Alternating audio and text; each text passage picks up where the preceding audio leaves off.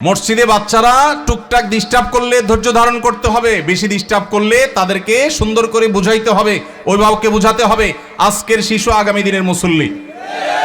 নবী করিম সাল্লাল্লাহু আলাইহি সাল্লাম খুতবা দিচ্ছিলেন জুমার। হাসান বা হোসেন রাদিয়াল্লাহু তাআলা আনহুমা দৌড়ে আসছিলেন নানার দিকে, জামা পেঁচায়া শরীরের সাথে পড়ে গেছেন।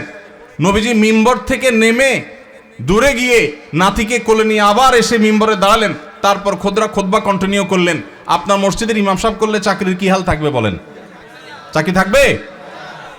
নবী করিম সাল্লাল্লাহু আলাইহি সাল্লামের জায়গায় আমরা যদি হতাম তো বলতাম, মেয়েকে যে বলতাম, মা অন্তত আমার খুতবার সময়টা তো ধরে রাখবা।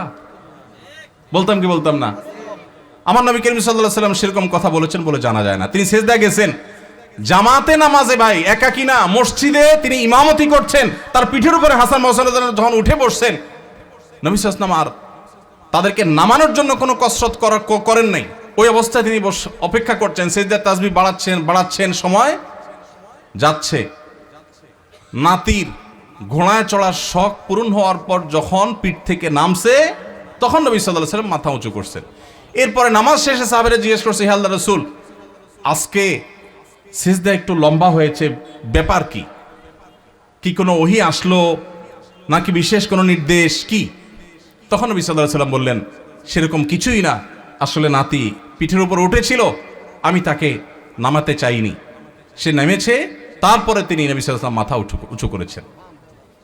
আমাদের ইমাম সাহেবদের যদি নাতি তো দূরের কথা, নাতিরে তো মানুষ একটা এক্সট্রা আদর করে, ছেলেও যদি আসতো বা নাতির জায়গায় আরো কিছু যদি আসে, পিঠের উপরে তার পরিবারে কোনো বাচ্চা আসতো, ইমাম সাহেবের চাকরি চলে যেত। ঠিক না ভাই? ঠিক ভাইরা আমার, যদি নবী সাল্লাল্লাহু আলাইহি ওয়াসাল্লামের পিঠে নাতি উঠার পরও নবী সাল্লাল্লাহু আলাইহি ওয়াসাল্লাম ফাতেমা রাদিয়াল্লাহু তাআলা আনহাকে এই কথা বলার কথা হাদিসে পাওয়া যায় না যে নামাজের পর নবী সাল্লাল্লাহু আলাইহি ওয়াসাল্লাম ফাতেমা রাদিয়াল্লাহু বসে বলেছেন, বললে সেটা অবশ্যই হাদিসে আসতো। নবী সাল্লাল্লাহু আলাইহি ওয়াসাল্লামের ব্যক্তিগত জীবনের যে সমস্ত বিষয় থেকে উম্মতের শিক্ষা আছে তার সবগুলোই হাদিসে আসে। এরকম কোন হাদিস পাওয়া যায় না যে তিনি ফাতেমা রাদিয়াল্লাহু তাআলার কাছে যে বলেছেন, মা আমি মসজিদে ইমামতির দায়িত্ব পালন করছি, এই টাইমে তুমি নাতিকে ছেড়ে দিলা, তাকে এই টাইমটা ধরে রাখতে পারতা। এরকম বলেছেন বলে কোনো প্রমাণ পাওয়া যায় না। এই জন্য বাচ্চাদের টুকটাক মসজিদে আসা, তাদের ডিস্টার্ব করা, এটাকে মুরব্বীরা, চাচাজিরা, বাবাজিরা আল্লাহর ওয়াস্তে হজম করে নেবেন।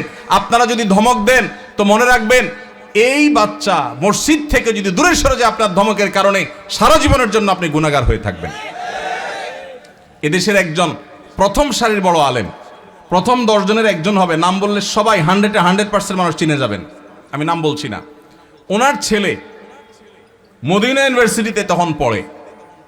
আমাকে বলেছিল ব্যক্তিগতভাবে, ভাই আল্লাহ আমাকে আলেম বানিয়েছেন, মাদ্রাসা পড়িয়েছেন, ইউনিভার্সিটিতে পড়ালেখা করে অনার্স করেছি। আমি ছাত্র বা শৈশবে ছোট জীবনে মসজিদ থেকে ধমক খাইছি এক মুরব্বীর। আমি মরণ পর্যন্ত ভুলবো না, আমার মনে কতটা আঘাত সেটা এঁকে দিয়েছে। বহু ধমক জীবনে খেয়েছি, কিন্তু ওই ধমকটা ভুলবো না।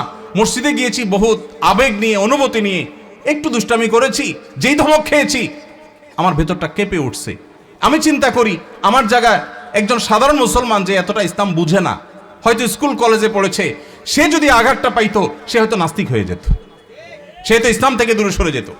এই জন্য মসজিদ থেকে বাচ্চাদেরকে ধমক দিবেন না। আদর্শ মসজিদের জন্য, বাচ্চাদের জন্য, যুবকদের জন্য, এমনকি মা বোনদের দ্বীনি শিক্ষার জন্য চিন্তা ভাবনা, ফিকির, তাদের জন্য পর্দা, প্রাইভেসি রক্ষা করে কিভাবে তাদেরকে দিনদার বানানো যায়, ফরজ আইনের ইলম শেখানো যায়, সেই ব্যবস্থাপনা থাকতে হবে। মসজিদ থেকে জনসেবামূলক কার্যক্রম থাকতে হবে। জনসেবার জন্য পয়সার দরকার নাই, ইচ্ছা যথেষ্ট। আমি একটা ক্যাম্পেইন শুরু করছি, প্রত্যেক এলাকায় যুবক ভাইয়েরা ইমাম সাহেবদের নেতৃত্বে এলাকা পরিচ্ছন্নতা অভিযানে নেমে যান। আপনার এলাকাটা সবচেয়ে ক্লিন রাখেন। প্রতিদিন এক ওয়াক্ত নামাজের পরে 10 মিনিট করে এলাকা ভাগ করে নেন, সারের বস্তায় করে সব ময়লা গালা কুড়িয়ে এক জায়গায় এনে সেটাকে জ্বালিয়ে দেন বা শেষ করেন, এলাকাকে পরিচ্ছন্ন করেন। আরো 1000টা কাজ করা যায় পয়সা কড়ি ছাড়া। সামান্য একটু মেহনত করলে, পরিশ্রম করলে দেশের চেহারা আমরা পরিবর্তন করতে পারবো ইনশাআল্লাহ। আল্লাহ আমাদের সবাইকে মসজিদে নববীর মতো একটা বহুমুখী কার্যক্রম বিশিষ্ট মসজিদ আমাদেরকে করার তৌফিক নসিব করুন।